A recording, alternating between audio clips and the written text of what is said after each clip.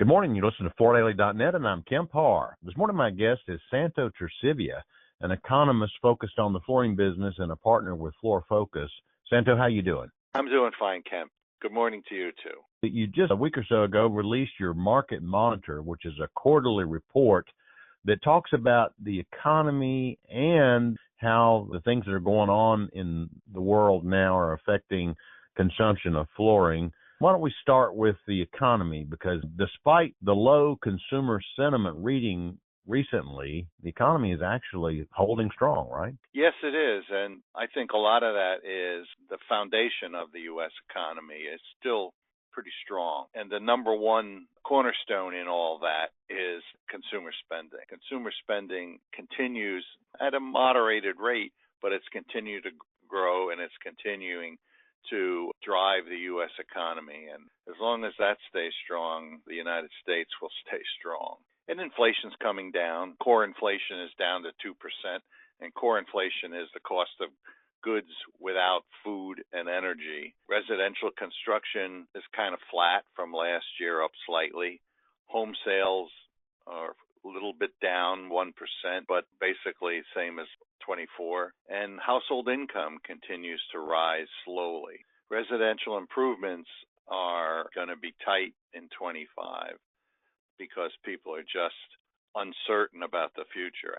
Nobody has a crystal ball into how all these changes with federal spending and tariffs and the decline of regulations are going to play out in the economy. So everybody's kind of holding back a little bit. Residential remodeling is predicted by LIRA to decline by 1%. I think a lot of that has to do with uncertainty. Even with this remote working, all the federal workers were called back into the office. I heard Jamie Dimon, his interview, and he's talking about doing that with all of the Chase employees. So, all of that changes the nature of remodeling. Back to work is actually going to be good for the business because it's going to require some remodeling of office space. But let's go to the next big topic. It's this whole tariff noise that's out there in the business, and it's certainly going to have an effect. It's going to be hard for us to figure out what true consumption is because people are going to be front loading. I guess the latest news is that President Trump is saying he's going to be reciprocal on the way he sets these new tariffs, right? Yeah, and then he's also said he's going to carve out some exceptions for some countries. That remains to be seen who those countries are and what he's getting for that. The whole notion of tariffs as a tool of diplomacy is a throwback to the early 1900s, and when the United States' only source of income was tariffs. Before President Wilson instituted the income tax, tariffs were the way the government ran itself. Of course, it was much smaller then. The impact of tariffs on the different flooring categories is quite different category to category. For instance, carpets to Canada, that's a pretty decent-sized market for the U.S. We sell about $330 million of carpet in Canada.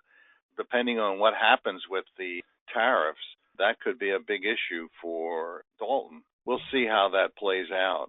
I think in the end, Canada and Mexico are probably going to come to an agreement with the United States because what they're trying to do is more on the political side and less on the trade side.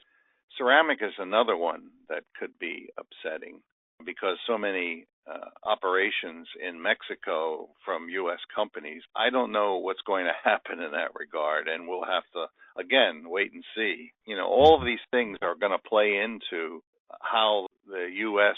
market reacts to these issues. Are they going to build inventories? Are they going to deplete inventories? And that all masks what's really going on with consumption. Plus, what's going to happen with domestic production? I got to believe some of that is going to ramp up domestic production, either through onshoring or through the domestic producers becoming more competitive and pushing more product out without a tariff on it. I'd like to remind our listeners that you wrote an article in the February issue of Floor Focus about these tariffs, and much of what you said there is still very accurate, right? Yeah. See, there's a couple of variables in these countries' abilities to trade with us. For instance, Canada, as an example, they have national health care.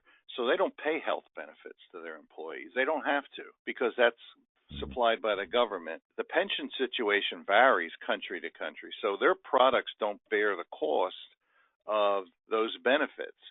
So even though that only may be 2-3 points of margin, that's an advantage for these countries that maybe they can absorb some of the tariffs and still ship in the United States and be relatively competitive.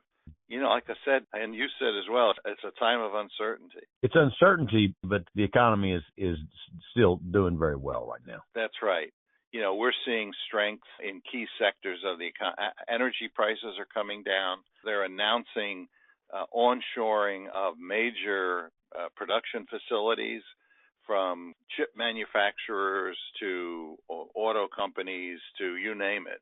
That plays out into the future, maybe 2 years or so. But those are jobs that are decent paying jobs.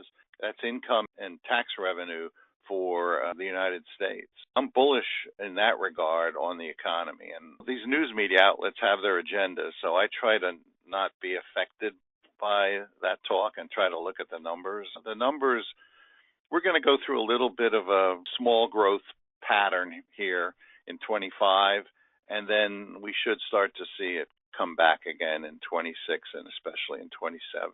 Okay, Santo, I appreciate you giving us an update on your read in the business. Again, been talking to Santo Torcivia, an economist focused in the flooring business, and you've been listening to Kemp Harr and FloorDaily.net.